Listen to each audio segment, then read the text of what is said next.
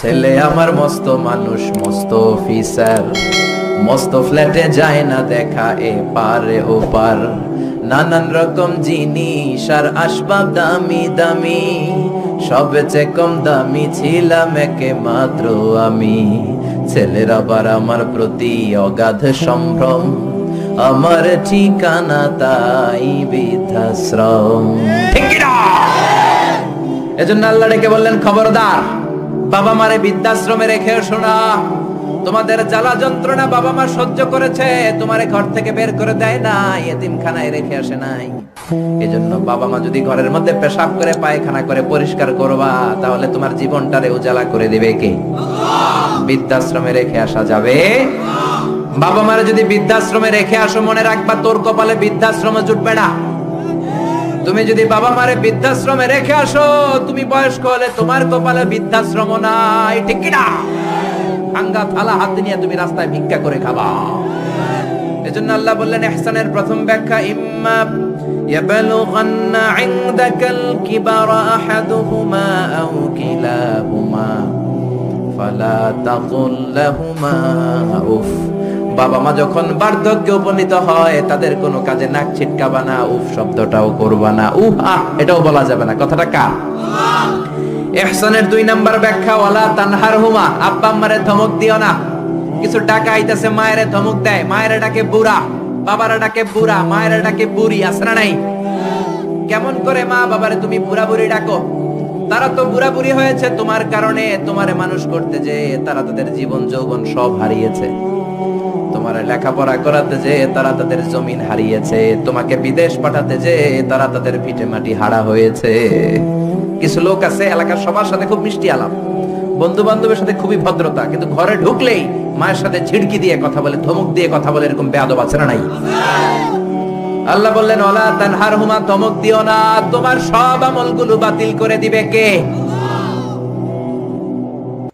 ওয়ালা তানহারহুমা ওয়া কুল লাহুমা কওলান কারীমা, বরং বাবা মার সাথে কোমল আচরণ করো। যত ভদ্রতা তুমি জানো, যত নম্রতা তুমি শিখেছো, যত কার্টিসি তুমি জানো, সব কার্টিসি বাবা মার সাথে মেইনটেইন করবা। যত সফটলি কথা বলা যায়, যত কোমল ভাবে কথা বলা যায়, যত মোলায়েম ভাষায় কথা বলা যায়, বলতে হবে কার সাথে? জোরে বলেন, রাজি আছেন তো? রাজি আছেন? এরপর আল্লাহ বললেন, ওয়াখফিদ লাহুমা জানাহায যুল্লি মিনার রাহমাতি ওয়া কুর রাব্বিরহামহুমা কামা রাব্বায়ানি সাগীরা। ওয়াখফিদ লাহুমা জানাহায যুল্লি মিনার রাহমা, বাবা মার জন্য রহমতের চাদর বিছিয়ে দাও। তোমার যত সম্পদ আছে মা বাবার পায়ের সামনে বিলিয়ে দাও, তোমার জীবনে বরকত দিবে কে? এজন্য প্রথম বেতন পেলে টাকাটা দিবেন মায়ের হাতে, গিফট কিনলে আগে দিবেন মাকে। বউরে দিবেন না ওটা বলতেছে না, বউরে তো দিবেনই, কিন্তু আগে মায়ের হাতে কিছু দিবেন, তাহলে আপনার ইনকামে বরকত দিবে কে? আর বাবা মা একজন কিংবা 2 জন যদি দুনিয়া থেকে বিদায় নেয়, বাবা মার কবরের সামনে দাঁড়িয়ে চোখের পানি ছেড়ে তোমরা পড়ো, রব্বিরহামহুমা কামা রাব্বায়ানি সাগীরা ওয়া কুর রাব্বিরহামহুমা কামা রাব্বায়ানি সাগীরা। কবরের সামনে দাঁড়িয়ে আল্লাহরে বলেন, আল্লাহ বাবা মা ছোটবেলা যেমনি আমাদেরকে আদর দিয়ে, সোহাগ দিয়ে, ভালোবাসা দিয়ে আগলে নিয়েছে, আমার বাবা মা ইন্তেকাল করার কারণে তোমার কাছে যাওয়ার পরে তুমিও আদর আর ভালোবাসা দিয়ে আমার বাবা মাকে কাছে টেনে নিও। পড়ে না আমিন? আর জোরে পড়ে না আমিন? এজন্য আল্লাহর ফয়সালা 2টা। জোরে বলেন, কয়টা? সবাই বলেন। ঘুম আসছে তো জিমাই পড়েন কেন? ফয়সালা কয়টা? 1 নাম্বার ফয়সালা, ইবাদত হবে একজনের, তিনি কে? আল্লাহ। 2 নম্বরে খেদমত করতে হবে কার? বিশ্বনবী বললেন, এই পৃথিবীতে যত ভালো আমল আছে তার মধ্যে শ্রেষ্ঠ ভালো আমল হচ্ছে মা বাবার খেদমত, বিররুল ওয়ালিদাইন। এক সাহাবী বললেন, আইয়ুল আমালি আফদাল ইয়া রাসূলুল্লাহ, ও নবী সবচেয়ে ভালো আমল কোনটা? বিশ্বনবী বললেন, সবচেয়ে ভালো আমল 3টা। জোরে কোন কয়টা? 3টা। 1 নম্বরে as-সালাতু ফি ওয়াক্তিহা, সময় মতো নামাজ। যেখানে আজান হবে ওই জায়গায় নামাজ পড়ার দরকার আছে না নাই? সালাতে কায়েম করো, সালাতে কায়েম করো, হবে সম্মানী তুমি, হবে জান্নাতি তুমি, হবে সম্মানী তুমি, হবে জান্নাতি তুমি। দিবে কাল হাসরে শীতল ছায়া আরশে আজিম, রব্বিয়াল আলা রব্বিয়াল আযীম। ঠিক কি না? এক নাম্বার ভালো আমল হচ্ছে সময় মতো নামাজ। দুই নাম্বার সবচেয়ে ভালো আমল হলো বিররুল ওয়ালিদাইন, মাতা পিতার খেদমত করা। তিন নম্বরে সবচাইতে ভালো আমল হলো আল জিহাদ ফি সাবিলিল্লাহ, আল্লাহর রাস্তায় জিহাদ করা। সুবহানাল্লাহ। তার মানে এই পৃথিবীর সবচাইতে তিনটা ভালো আমলের মধ্যে মা বাবার সাথে খেদমত করাটা আছে না নাই? এই পৃথিবীর সবচেয়ে ভালো আমল যে তিনটা, এর মধ্যে মা বাবার খেদমত করাটাও আছে। ঠিক কি না?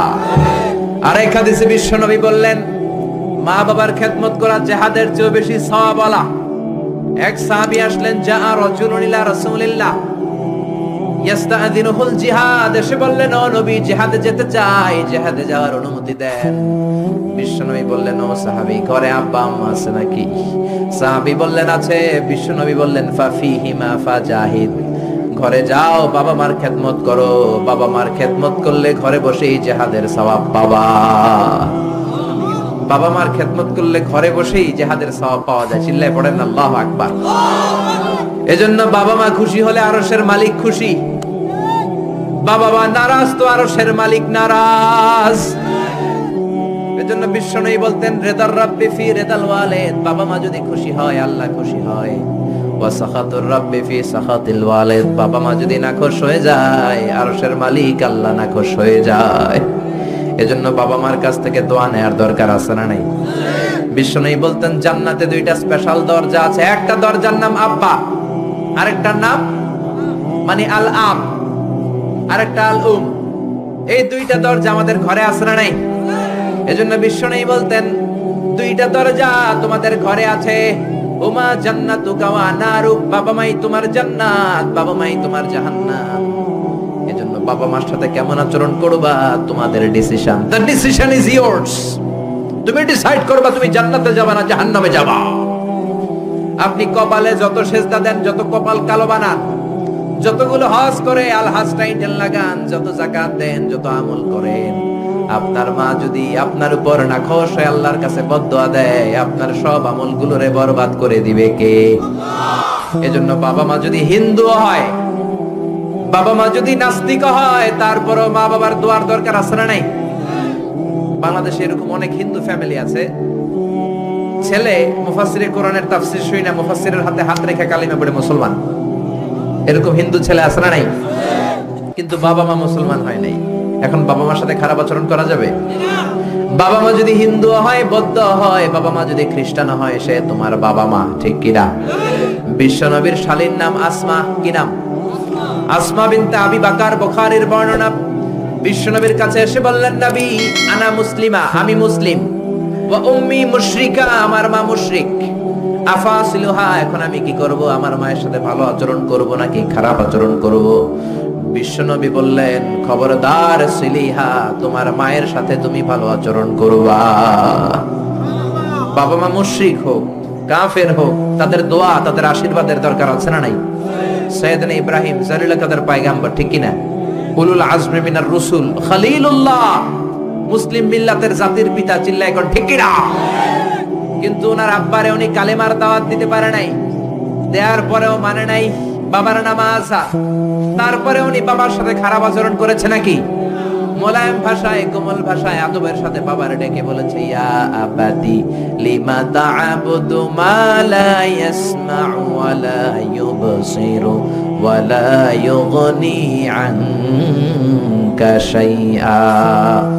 ও আমার সম্মানিত পিতা, কেন ওই মূর্তির ইবাদত করেন? 10টা হাত এরকম বের করে দিয়ে দাঁড়ায় থাকে, জিহ্বা বের করে, সামনে থাকে মিষ্টি, রসমালাই, দুধ, কিচ্ছু খেতে পারে না, মাছি বসলেও তাড়াতে পারে না। ঠিক কি না? কেন এই মূর্তির পূজা করেন? কেন এই পুতুলের ইবাদত করেন? যে এই পুতুল কানে শোনে না, চোখে দেখে না, নিজের গায়ের মাছিটা নিজে তাড়াতে পারে। বাবারে আদর করে, যত্ন করে, সম্মান দিয়ে বুঝালেন, কিন্তু বাবার সাথে কি সাইয়েদনা ইব্রাহিম খারাপ আচরণ করেছে? জোরে বলেন, খারাপ আচরণ করেছে? এজন্য বিশ্বনবী বললেন, খবরদার, মা বাবা কত রহমত থাকলে মানুষ বোঝে না, যখন চলে যায় তখন বোঝে, কিন্তু তখন বুঝলে লাভ হয় না, ঠিক কিনা? যতদিন বাবা মা বেঁচে থাকে বটবৃক্ষের মতো ছায়া দিয়ে থাকে, ছাতার মতো মাথার উপর দাঁড়িয়ে থাকে। অমিয়া, বন্ধু চলে গেলে বন্ধু পাওয়া যায়, ওয়াইফ চলে গেলে ওয়াইফ পাওয়া যায়, টাকা চলে গেলে টাকা পাওয়া যায়। জনম দুঃখিনী মা যদি দুনিয়া ছেড়ে চলে যায়, মারে আর পাওয়া যায় নাকি? ওগো মা, তুমি এই ধরনের শ্রেষ্ঠ নেয়ামত, তোমারই পদ তলে রয়েছে জান্নাত। ওগো মা।